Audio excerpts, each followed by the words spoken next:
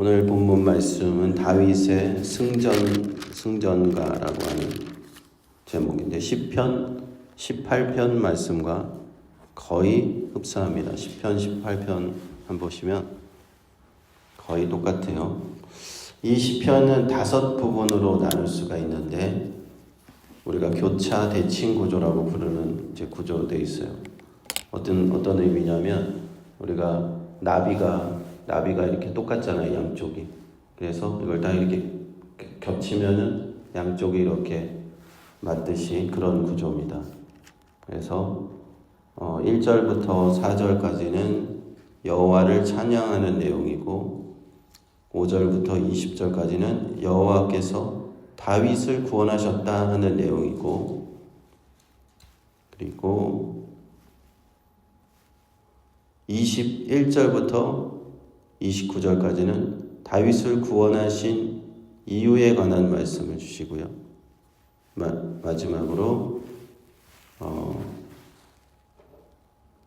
이 내용이 앞의 내용이 다시 나오죠. 그러니까 앞에서 여호와께서 다윗을 구원하셨다는 내용이 30절에서 46절에 나오고 마지막에 또 여호와 찬양이 나옵니다. 47절부터 50절까지. 그래서 가운데에 다윗을 구원하신 이유에 대해서 그것이 가장 핵심적인 내용입니다. 중간에 앞뒤로 여호와를 찬양하고 여호와께서 다윗을 구원하셨다, 그런 내용으로 이제 본문이 이 시편이 되어 있는데요. 먼저 이 1절부터 4절까지에서 보시면 다윗은 여호와를 찬양하면서 8개의 찬양의 그 서술을 합니다. 여호와는 나의 반석이요, 나의 요새요, 나를 건지시는 자요, 나의 방패시다. 나의 구원의 뿌리시고 나의 높은 망대시고 나의 피난처시고 나의 구원자시다. 이렇게 8개의 서술이 나와요. 다윗에게는 하나님을 경험하였을 때 이 8가지의 표현을 하는 겁니다. 하나님을 우리가 다른 어떤 모든 사람들의 하나님이라고 생각할 수도 있겠지만 다윗에게는 나에게 이런 특별한 하나님이다 라고 하는 거죠. 나의 개인적인 구원자시다 라는 표현이에요. 첫 7개의 표현은 여호와를 보호하는 피난처라고 말씀하고 있습니다. 내가 하나님을 생각할 때 하나님이 나의 피난처시다라는 거예요. 반석이시고 요새시고 방패시고, 어떤 이런 용어를 볼 때 우리는 전쟁에 관한 용어라고 생각할 수가 있죠. 우리가 전쟁을 할 때 요새에 들어가서 적군을 피하고 적군의 화살이 날아올 때 방패로 그 화살을 막죠. 다윗은 전쟁터에서 무수히 많은 생명의 위험을 느낀 사람입니다. 죽음의 위기를 많이 느꼈어요. 그때마다 여호와를 의지할 수밖에 없었을 거예요. 여호와 하나님이시여 나를 도와주십시오.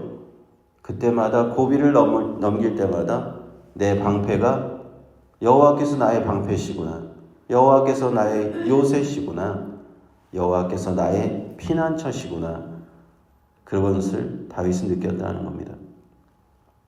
그리고 여호와께서 구원의 뿔이라고 표현을 합니다. 구원의 뿔. 이 구원의 뿔은 피난처이실 뿐만 아니라 적극적으로 나를 구원하시는 능력이다 하는 거죠. 우리가 황소에 뿔이 있잖아요. 뿔이 되게 무섭습니다.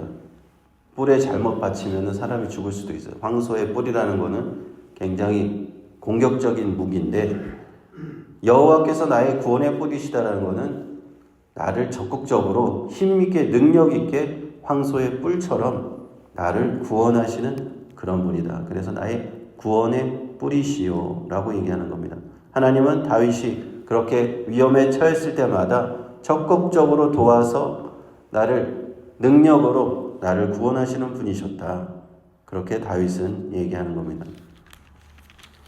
그래서 그것이 이제 첫 번째 여호와 찬양에 관한 내용이고요.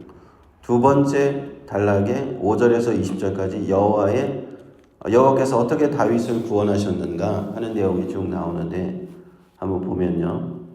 5절부터 사망의 물결이 나를 애우고 불의의 창수가 나를 두렵게 하였고 음부의 줄이 나를 두르고 사망의 올무가 내게 이르렀도다. 내가 환난 중에서 여호와께 아뢰며 나의 하나님께 아뢰었더니 저가 그 전에서 내 소리를 들으시며 나의 부르짖음이 그 귀에 들렸도다. 이스라엘의 지형을 보면 바다로 들렸어요. 이제 지중해가 왼쪽에 있고 홍해가 있고요. 이런 바다들이 사실 굉장히 이스라엘 주변에 있는 바다들은 사나운 바다들이에요. 물결이 잔잔하지가 않습니다. 언제 이 바다에 나가면 배를 띄우면 언제 재난을 당할지 몰라요. 그래서 이 사망의 물결이다. 이렇게 얘기했을 때 이스라엘 사람들은 잘 이해할 수 있습니다. 바다에 나가서 언제든지 재난을 당할 수 있는 사망의 물결, 사망의 올무가 다윗에게 이른 적이 많았다 하는 것이죠. 사울 왕 시대부터 다윗은 자신을 해치려는 수많은 사람들과 적들과 싸워야 됐어요. 그때마다 다윗은 하나님께 부르짖고 외치고 아뢰입니다. 내가 환난 중에 있을 때마다 하나님께 기도했다는 겁니다. 그럴 때마다 하나님은 내 부르짖음에 응답하셨고 나의 부르짖음이 하나님의 귀에 들렸다. 하나님께서 들으시고 나를 보호하시고 구원하여 주셨다 하는 내용입니다. 8절부터 한번 보시면 이에 땅이 진동하고 떨며 하늘 기초가 요동하고 흔들렸으니 그의 진노를 인함이로다. 그 코에서 연기가 오르고 입에서 불이 나와 사름이여 그 불에 숯이 피었도다. 저가 또 하늘을 들이우고 강림하시니 그 발 아래는 어두컴컴하도다. 그룹을 타고 나르시며 바람 날개 위에 나타나셨도다. 다윗에게 하나님이 응답하셨는데 그것이 어떤 느낌이었냐? 땅이 진동하는 느낌이었다는 거예요. 하늘의 기초가 흔들리는 그런 느낌이었습니다. 하나님이 응답하실 때마다 그것은 굉장한 역사였다 하는 것입니다. 다윗에게 지각 변동이 일어나는 듯한 그런 경험을 합니다. 내 적들을 향해서 다윗이 싸우는 그 적들을 향해서 하나님의 진노가 임할 때는 마치 입에서 불이 나오는 불을 뿜는 그런 그들을 적들을 살라버려서 불에 살라버리고 숯을 만들어 버리듯 강력한 역사가 나타났다는 것. 하나님의 모습은 그룹 천사들, 우리 그룹 천사는 우리 속죄소 위에 있는 그 두 날개를 가지고 있는 천사의 모습이잖아요. 그 그룹 천사들 날개 위에서 날개를 타고 나르시는 그 하나님께서 내가 필요할 때마다 언제든지 하나님께서 나를 도우시는 그런 모습을 다윗은 노래하고 있는 것입니다. 12절에 보시면 저가 흑암 곧 모인물과 공중의 빽빽한 구름으로 둘린 장막을 삼으시며 그 앞에 있는 광채로 인하여 숯불이 피었도다. 여호와께서 하늘에서 뇌성을 바라시며 지존하신 자가 음성을 내시며 살을 날려 저희를 흩으시며 번개로 파하셨도다. 이럴 때 여호와의 꾸지람과 콧김을 인하여 물밑이 드러나고 땅의 기초가 나타났도다. 다윗은 또 여호와께서 비구름 가운데 거하시는 분이라고 얘기합니다. 구름 속에서 번개가 치고 벼락이 치고 이럴 때 다윗은 하나님의 능력을 거기서 보는 거예요. 하나님께서 마치 화살을 쏘듯이 땅에다가 벼락을 치고 번개를 치면서 그렇게 강력한 능력으로 다윗의 적들을 파하셨다. 거칠게 불어대는 그 바람 소리는 여호와 하나님의 꾸지람 소리인 거예요. 하나님의 콧김과 같은 것이죠. 그러한 하나님께 놀라운 그 능력을 자연 현상을 통해서 다윗은 보고 있는 것이죠. 17절을 보시면 저가 위에서 보내사 나를 취하시며 많은 물에서 나를 건져내셨도다. 나를 강한 원수와 미워하는 자에게서 건지셨으며 저희는 나보다 힘센 영고로다. 저희가 나의 재앙의 날에 내게 이르렀으나 여호와께서 나의 의지가 되셨도다. 나를 또 넓은 곳으로 인도하시고 나를 기뻐하심으로 구원하셨도다. 다윗이 위험에 처했을 때 깊은 물에 빠져 죽게 될 그런 위험에 처했을 때 17절에 보니까 여호와께서 위에서 보내사 나를 건지신 거예요. 취하심이요 많은 물에서 나를 건지셨다고 합니다. 다윗은 수많은 죽음의 위협 속에 있었죠. 물에 빠진 것 같은, 깊은 물에 빠진 것 같은 위험이 있었어요.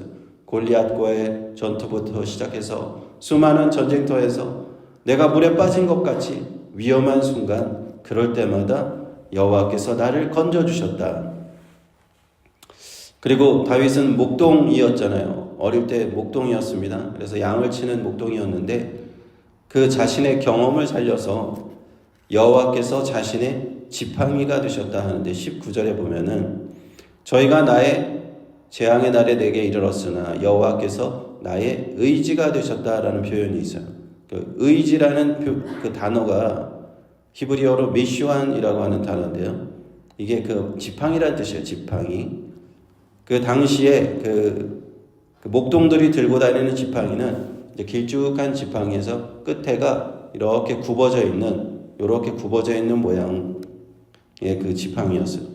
여호와께서 나의 지팡이시다. 이게 어떨 때 쓰는 거냐면은 목동들이 양을 치다가 양이 뭐 한두 마리가 아닐 거 아닙니까? 양이 수십 마리가 때로 몰려다니다 보면 한두 마리는 길을 잃고 막 개울가로 떨어지려고 하고 아니면 절벽 밑에 위태하게 떨어지려고 하는 양이 있을 때마다 이 긴 막대기, 근데 그냥 막대기로 걔네들이 끌어올릴 수 없으니까 끝에 이렇게 해놓은 거예요.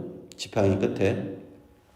그 지팡이로 그 양들을 딱 잡아가지고 싹 끌어올리는 그런 역할을 했기 때문에 그런 긴 막대기에 이렇게 끝이 이렇게 굽어 있는 이런 지팡이가 미슈안이라고 하는 여기서는 의지라고 번역됐는데 여호와께서 나의 지팡이가 되셨다. 지팡이로 나를 그러한 재앙을 당할 때마다, 내가 위험할 때마다 여호와께서 나를 건져주셨다는 거예요. 지팡이로 나를 이렇게 끌어내 주셨다 하는 겁니다. 재앙의 날에 나를 보호하시는 나의 선한 목자가 되셨다.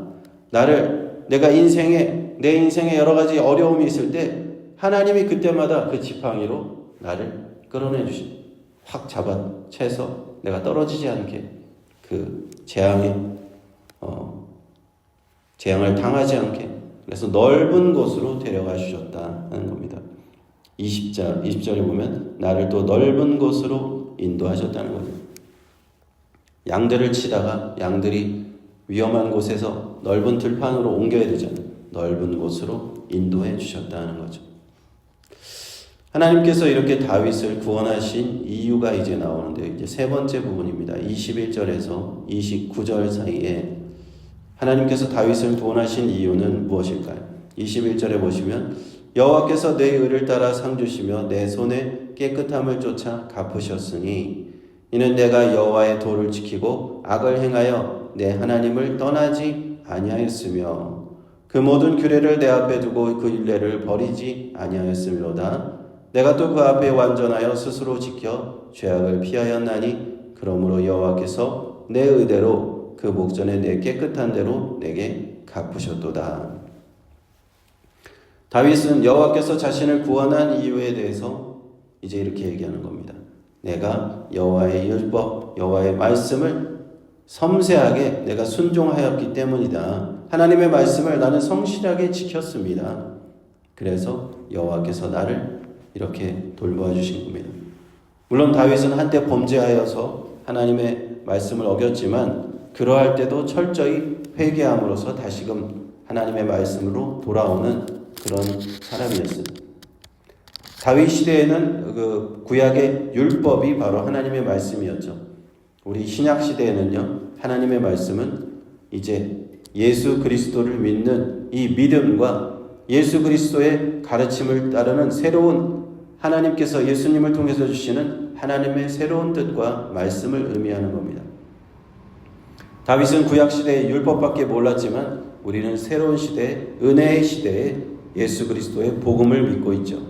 우리가 예수 그리스도의 복음을 믿고 하나님을 향해서 하나님을 향한 그 믿음을 가지고 말씀을 가지고 나아갈 때 성실하게 그 말씀을 하나님의 뜻을 쫓아 나아갈 때 우리에게도 다윗과 함께 동일한 은혜가 나타나는 겁니다.